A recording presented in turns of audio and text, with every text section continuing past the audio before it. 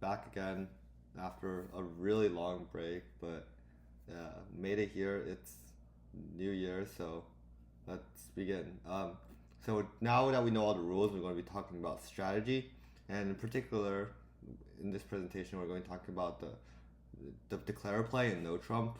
And declare play is usually much easier to work with. Defense is definitely the hardest, so we're going to go with declare play first. And no trump is always just simpler than suits because you just don't have a trump suit to worry about. So starting from the simplest, and we'll build up little by little, and it'll be good. And this is just strategy.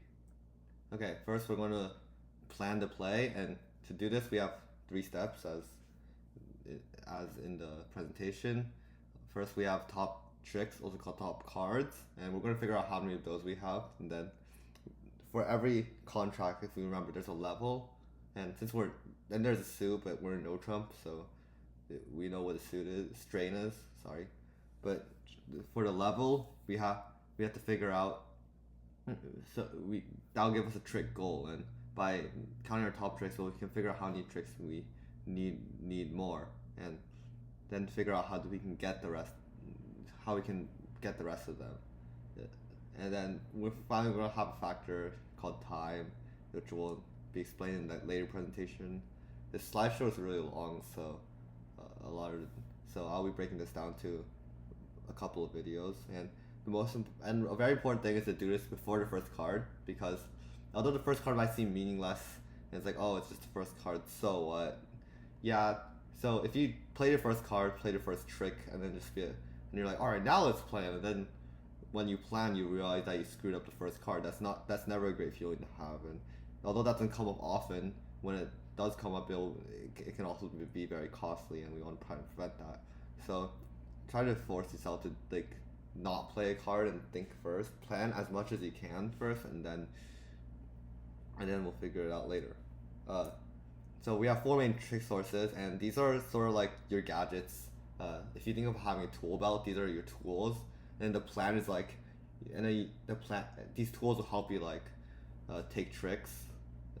It's called trick sources, and it's and you have to figure out which one to apply, and this is what might be one of the difficult parts. It's like, which one do I want to apply in order to make my contract, and that's where the planning comes in. And so we have top cards, adjacent high cards, long suits, and finesse. In this presentation, we'll be talking about top cards, which shouldn't be that difficult, but we'll also be talking about another important concept called entries, which I don't have anywhere here, but I thought I'd just introduce it over here. But first we have to figure out, because in most of these examples it's just going to be like a one-suited diagram, and so we have to figure out what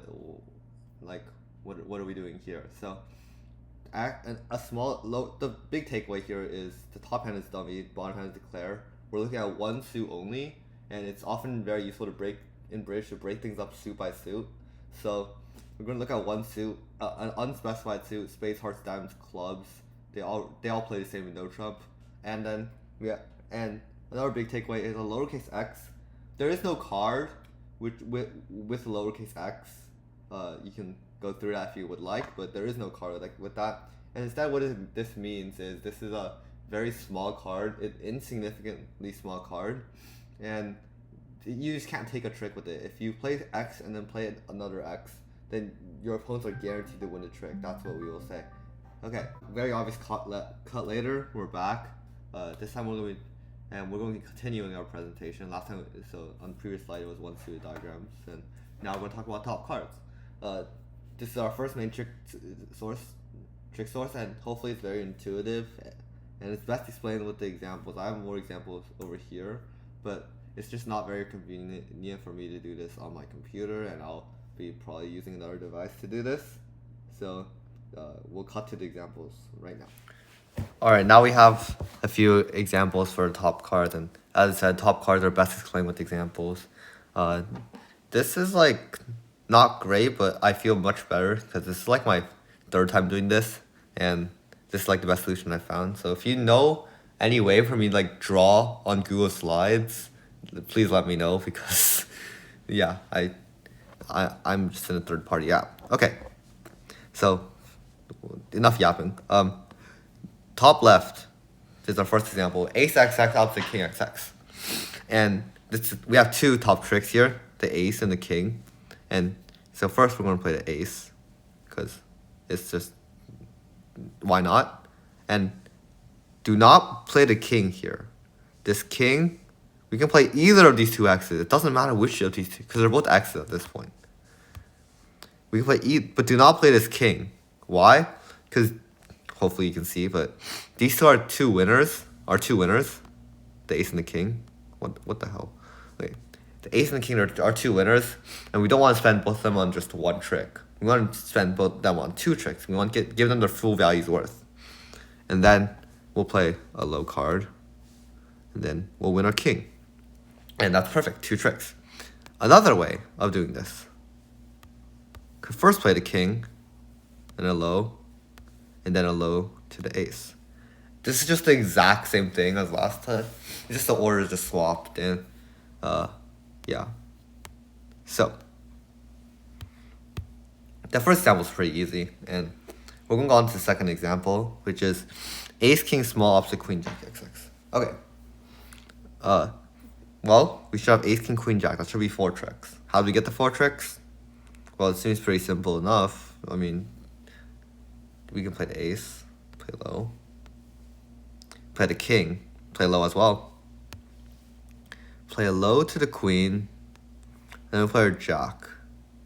Then we can discard something random over here. I don't know why I just did that. But we discard another loser. When it's one way we're discarding, you obviously want to discard a loser, because you can't win a trick anyways. Why are you discarding a winner? Like, you're just wasting your winners at this point. Yeah, so but anyways, that's a side tangent. We're not talking about discards as of right now, but it should be pretty obvious that you want to discard losers and not winners. So, seems pretty simple enough. 4 tricks, what could possibly go wrong? However, we may take inspiration from this example. We played the king first in this example. We can play the ace first or the king first. It doesn't really matter in this example. However, in the bottom, in this example, it does matter. So, let's see what happens if we play the queen first. Well, we can play low. That seems pretty normal. But if we play the jack, this would be a mistake, because we would like to play low here. But this low card, unfortunately, we cannot spawn a low card on command. That just doesn't exist. So we'll have to play the ace. And we just crashed honors. That's exactly what we want to avoid. This is like the only way you can go. Crashing honors is like the only way you can go wrong with top cards. And we just like don't do it. Instead, we can play low and play the ace, because we recognize the dummy has no low cards. Then we can play the king. That's a lot of brain power, and also we've seen in just to get it correct and just to take 4 tricks, we use brain power and to think all this through, right? We have to recognize that dummy has no small, and it's possible to make a mistake here, but so we could be successful playing the queen, but there's a general rule for this, and it's in this 4th bullet point. I can't count. It says cash from the short side first, and that's exactly what we want to do. Since there's 3 cards here, and there's 4 cards here, we want to start cashing from the 3 card side. That's way too much on like one top card example. Third example, this is like the only example that's slightly difficult. Okay. We have ace king opposite queen jack, both have 2 cards, and so ace king queen jack, that's 4 tricks, right? But if we look at it from another angle, we have 2 cards each. So when we play tricks, we can only play a maximum of 2 tricks. So which means you can only win a maximum of 2 tricks in the suit. So we should be getting a maximum of 2 tricks, but we said we were getting 4 tricks. So whoa, what's happening? Well, I'll tell you what's happening. It's our old friend crashing honors. What we don't want to do, but we are forced to do in this situation. We can play the ace and the CY. We can play the ace, and it would be very nice if we had a low card to play. But this low card doesn't exist. So like, oh, okay, maybe we went wrong somewhere. No. We start from the other side. Queen. This will surely be better, right? Then when we look at dummy, again, this low card here does not exist. So there is no solution to this. We're just forced to play the ace and the jack, crashing honors once, which will lose one trick. That's still 3 tricks, but our king and queen will crash as well. That's going to lose. And so we have 4 honors.